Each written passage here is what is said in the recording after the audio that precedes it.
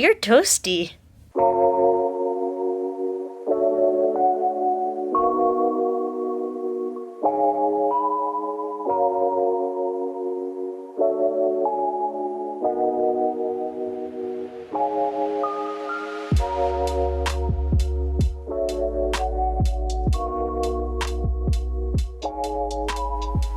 Good morning, guys. It's in the morning, fairly early. Lisa and Ika are still asleep, so I just get up early so I can make fire and make it a little warmer in here. So I'm just gonna show you how I use those little sawdust bricks to make fire in the morning, and you'll just see how simple it is and how well it works.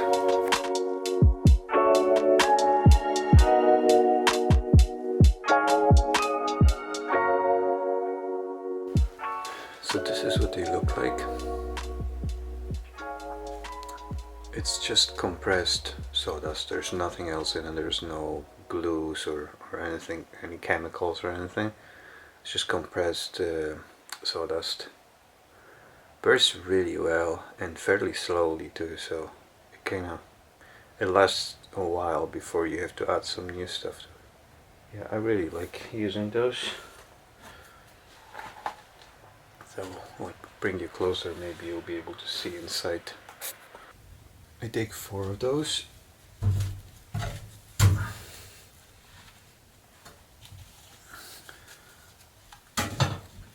They don't really have to be stuck in any particular way. Get some like splinters, little sticks, whatever you have.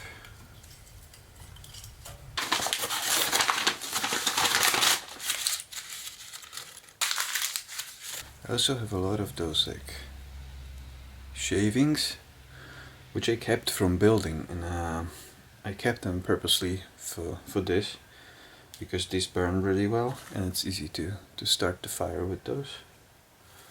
So I just put them on top.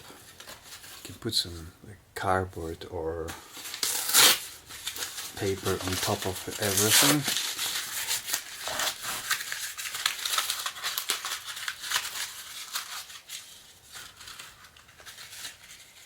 Not long ago discovered this other way of making fire, which is making it on like from the top down.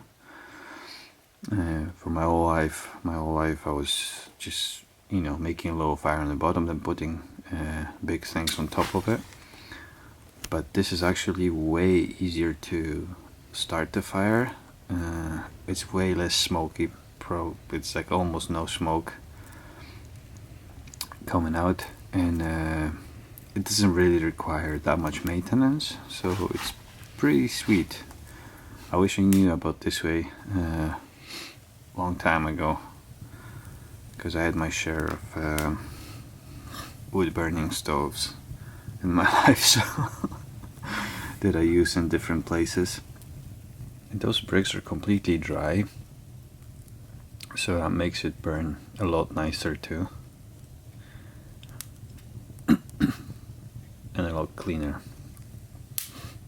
So you can see the little pieces are already burning quite well, and they're just laying on the bottom, like they're just laying on top of those sawdust bricks. So when the temperature is high enough, those sawdust bricks just starts burning very quickly. So now I can close the door a little bit.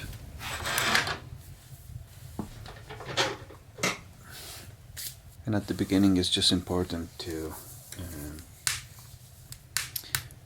have all the air open on a stove, so there's enough air there to burn, and then at some point, once the flame is big enough, you close it off, and it keeps temperature inside and it stops it from like burning super like quickly. Okay, so this is what it looks like after around like 20 minutes, maybe something like this. The fire is going nicely, and I'll still leave everything open for the time being,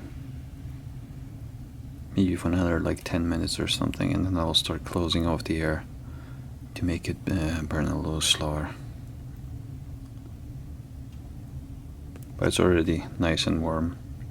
It takes like an hour to be like super toasty in the whole house in the morning.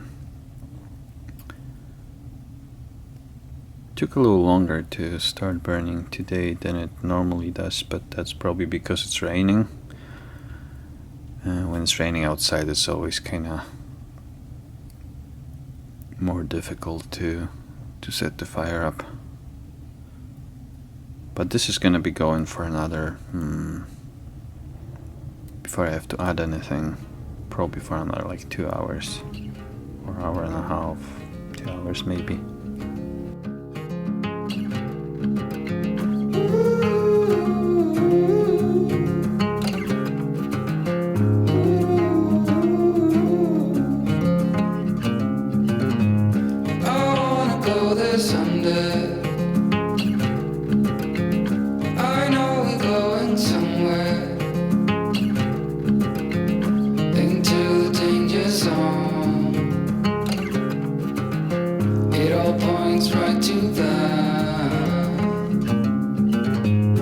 Set myself aside, lead the way on this trial.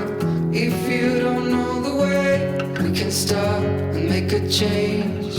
I know we walk for days, losing hope, fading love. This night will be okay, waking up to another day.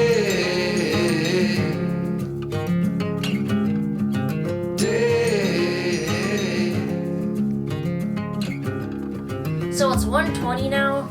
The stove isn't going anymore, but it's still 20 degrees in here. So what we normally do is just let it die, and then Kuba will start another fire in the evening after we make dinner usually, or around dinner time. Yeah, around dinner time, around 5-ish, something like that. Yeah, and so then it'll like warm up the house again, and that'll just keep us warm through the night. In the winter, like when it's super cold outside, then we're probably gonna have to have the stove going all the time through the whole day. But for now, it's not that cold, so it works fine to just do a little bit and then later start another fire.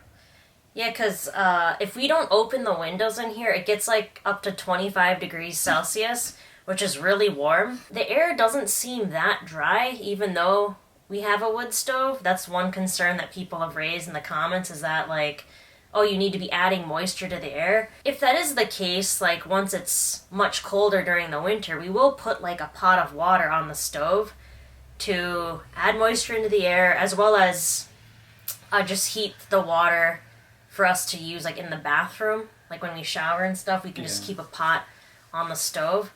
But for now, there really isn't a problem with the moisture, because like I'll cook, that adds moisture into the air. When I do laundry, we let the clothes dry inside, that adds moisture. It feels fine in here, really. And also, there are points where the air is coming into the house, like around the door that's not completely sealed. I guess it's kind of a good thing, because there's air coming in all the time, even if the windows are closed.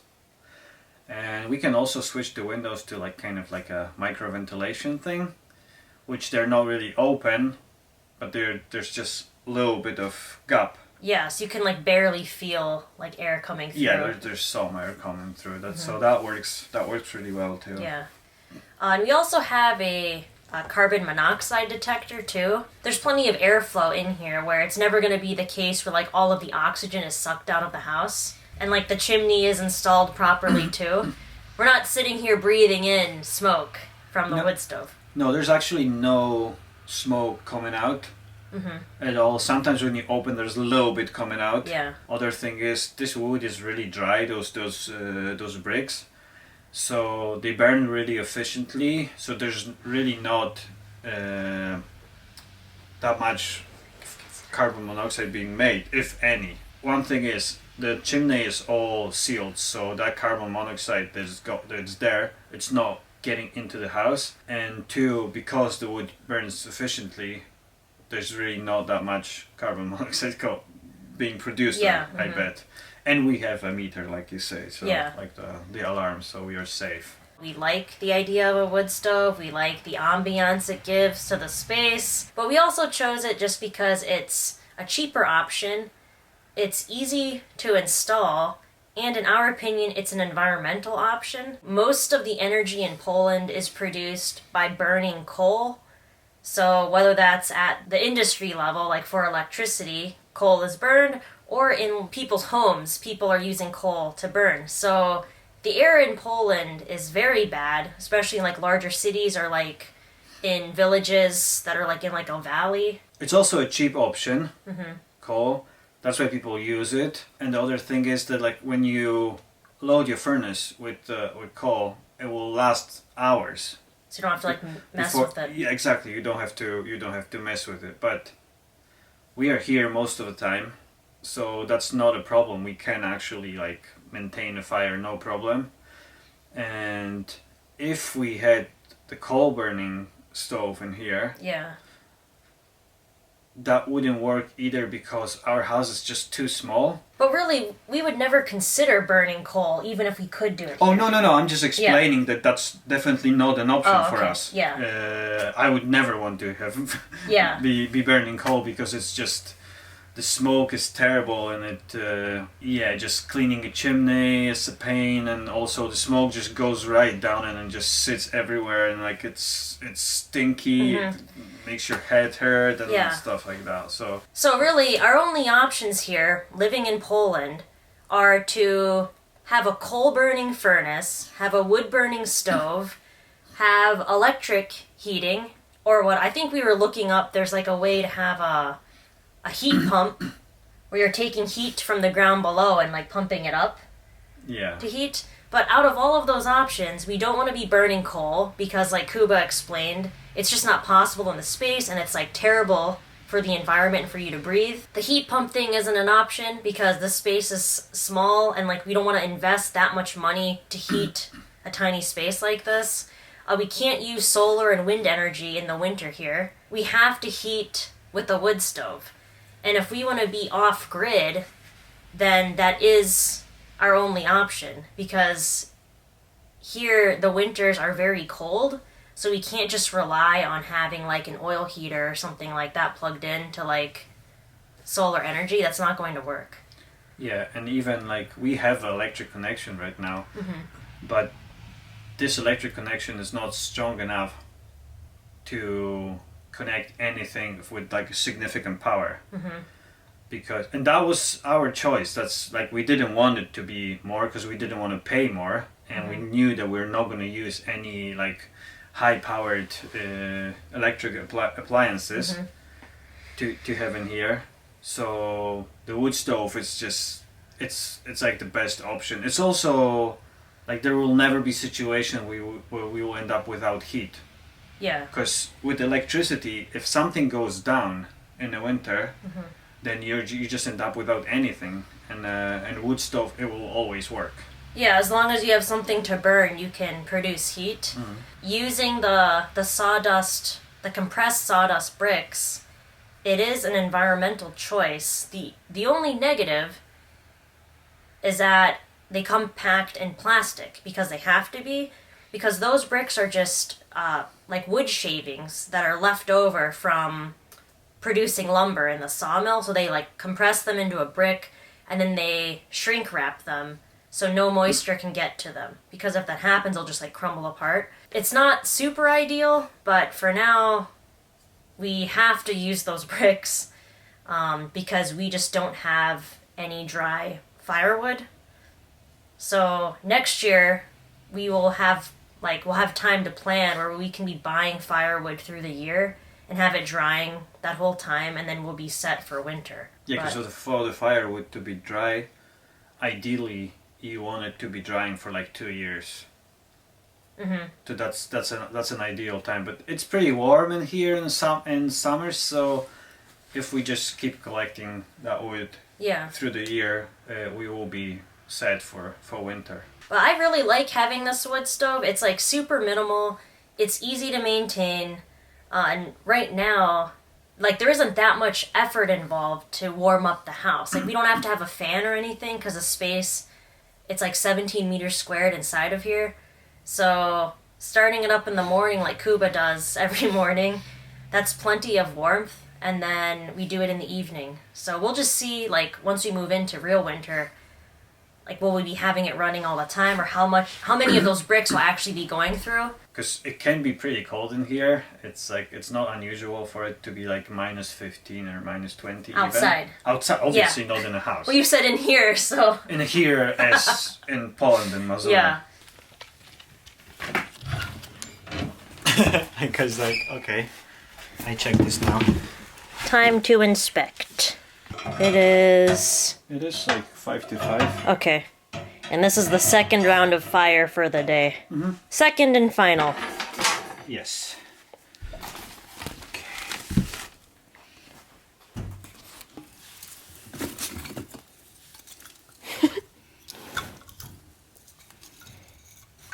Ike is ready for the fire. Mm-hmm. It's not that cold in here though. No. But we want this to last through the night. And the laundry. Oh yeah, there's laundry drying upstairs.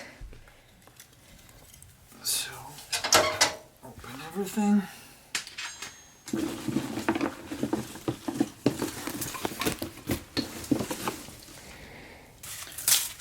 Cardboard. Cardboard is good because it burns longer than normal paper. Oh, okay. And that also helps to get the temperature higher right away. Mm-hmm.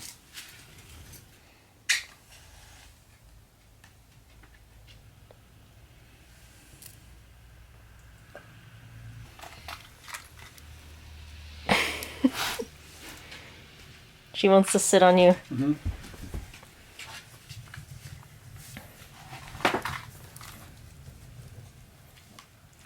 That's the ritual. Although this morning she didn't come. I think she was tired Yeah, she was just sleepy. because we were up late. Is it warm now, Ika? Is it warm? I have pretty much everything open. At the very beginning I leave the door open too. Mm-hmm. And then I use them different like pieces of cardboard from here. Yeah, from our Just- recycling. Yeah. To just get the temperature up.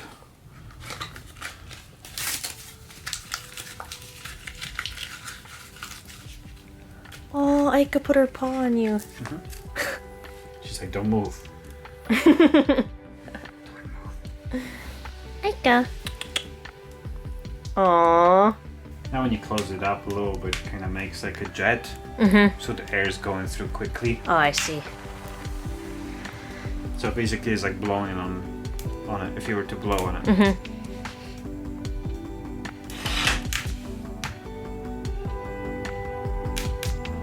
Usually she just does it in the morning too. When I'm waiting for it to go start burning better, Mm-hmm. she would just sit like this.